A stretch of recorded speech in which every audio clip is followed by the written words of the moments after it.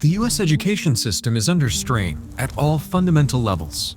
Students are struggling with basic reading skills. Teachers are quitting jobs due to low pay and high burnout. I could accept this contract, smile and stay silent about the lies the district perpetuates about its teachers, but that doesn't mean I should. I hope that in your future relationships, whether they be personal or professional, that you will walk away when you should.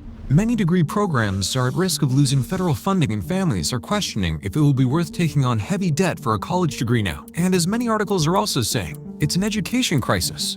So what exactly is happening inside America's education system? The National Assessment of Educational Progress, which is often called the nation's report card, every year tests students across the country to analyze how the nation is performing academically. And the recent numbers are shocking. High school seniors are performing at levels which have not been seen in over 2 decades. Scores in core subjects like math and reading have dropped to levels which are not seen since the early 2000s. Only about 3 out of 10 fourth graders could read at a proficient level. By 8th grade, it's barely better. Only 29% of students are proficient readers, which means these students are literally struggling to even understand the main idea of a passage, interpret its meaning, or draw simple conclusions out of it, which is foundational literacy. I teach 8th grade history, and I have 110-ish students. 2 of them are reading on grade level. My students can decode almost nothing. They cannot apply inference. They cannot process questions that are longer than a sentence. They cannot connect cause and effect. They can't track multi-step ideas like in a political cartoon. It's scaring me a little. This drop in academic performance has a lot to do with AI and constant screen time. Teachers are seeing kids as young as 4th grade saying things like, "Why should I learn to read? AI can just do it for me." Can you believe that? This attitude is creating something called learned helplessness.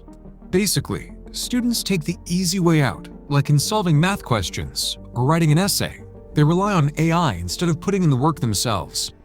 The biggest red flag to me is when they are using vocabulary that I know they don't know. They are using words I have never heard high schoolers use before. When a student who I know doesn't even know the difference between the 3 theirs is all of a sudden using words like archaic or incongruous in their writing. So I'll usually just ask them what does this word mean? And they can't tell me. And if they can't tell me, then I know they didn't write that paper. This doesn't stop with the teenagers. Even adults are struggling with basic reading. The report says that nearly 1 in 3 adults struggled with basic literacy. So the question is, what exactly are students learning in schools today? Teachers across America report a new terminology that they call iPad kids. So it's basically those students who have grown up with smartphones, tablets, YouTube, TikTok, and constant digital stimulation from the moment they could hold a device. An average American teenager spends 7 to 9 hours per day on screens. This is excluding schoolwork.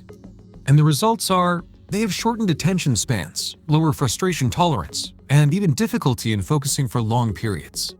Teachers describe these students as impossible to teach, as they are often rowdy, easily distracted, and even disrespectful, all because their brains are hooked on a constant stream of dopamine from social media and apps.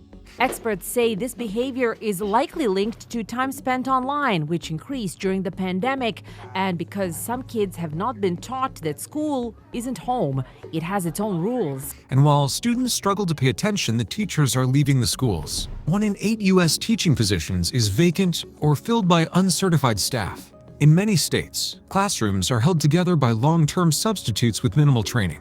The primary driver is the teacher pay penalty. Teachers earn 27% less than other college graduates with similar degrees. This leads to a staggering reality. 1 in 3 teachers live paycheck to paycheck. The financial strain doesn't stop at the paycheck. 97% of teachers pay for their own supplies, with many forking out over $700 a year for basics like pencils.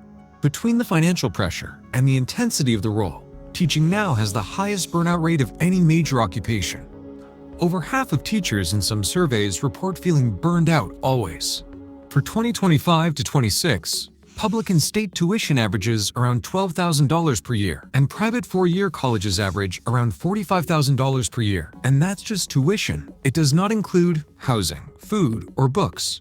I believe I'm spending about $26,000. I do think they spend too much on vacation. It's ridiculous how much small schools or schools that are is well known in charge, and I just think it's dumb. Even with scholarships and grants, the sticker price keeps rising, which results in Americans now carry $1.8 trillion in student loan debt, which leads a student to think twice before enrolling for grad. So as it turns out, the student loans that I've been paying $1,500 a month for 2 years have a 17% interest rate. What I thought I've been paying off for all this time, I'm actually, I owe more than what I started off with. Bro, I owe $90,000 and I didn't even spend that much on school. And here's the thing, while costs are going up, enrollment is going down. Since 2010, undergraduate enrollment has dropped to about 13%, and between 2019 and 2022 alone, the US lost around 1.2 million college students. Some colleges, especially smaller or for-profit institutions, have even shut down entirely. Why?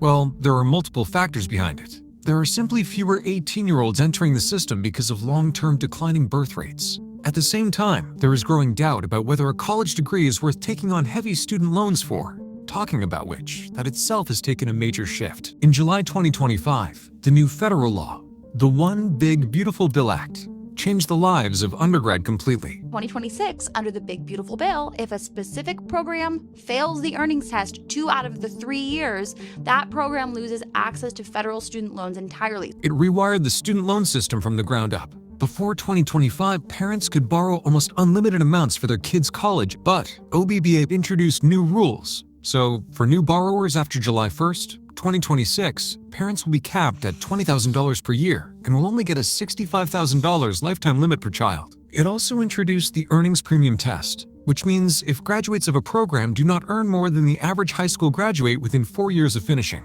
that can lead to loss of access to federal funding. That means entire degree programs could disappear. This bill puts a lifetime cap on how much money graduate students can borrow. But wait, there's a plot twist. If you're getting a degree that isn't considered a professional degree, little things like teaching, counseling, social work, speech pathology, the cap is even lower. So apparently, helping children learn how to communicate, process trauma, learn to read is just a cute little hobby. Degrees, such as in certain arts, religious studies, or low-paying fields may be directly at risk. For the first time, funding is tied strictly to income outcomes. Colleges are now cutting programs that don't lead to high-paying jobs, so they don't lose their federal money. This fundamentally changes how colleges design programs, and it raises a deeper question. What is education supposed to be? Job training or intellectual development? Even the safest, most elite degrees aren't paying off anymore. Recently, about 23% of Harvard MBA graduates were jobless 3 months after graduation. It was kind of depressing because you're graduating from Harvard, and then I was in my parents' house in Atlanta, unemployed. It reflects a broader, systemic failure in the job market where a prestigious degree is no longer a golden ticket to employment.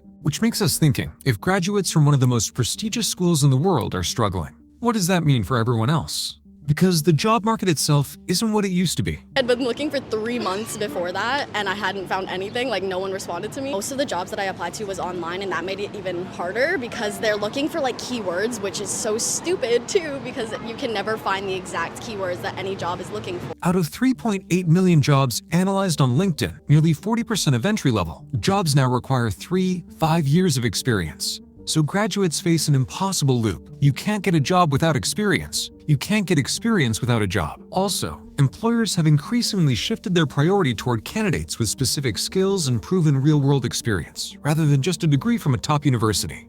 And of course, AI plays a huge role in this. Artificial intelligence is beginning to displace entry-level roles, leading some tech companies to stop hiring junior developers entirely in favor of AI-augmented mid-level roles. But now the question is, can this system be fixed? And the answer is yes, but not with small adjustments. It requires structural change. The American education crisis is not one problem. It's multiple systems failing at the same time. Academic decline, teacher burnout, rising debt, policy shifts. The question is, will the system adapt fast enough before an entire generation falls behind?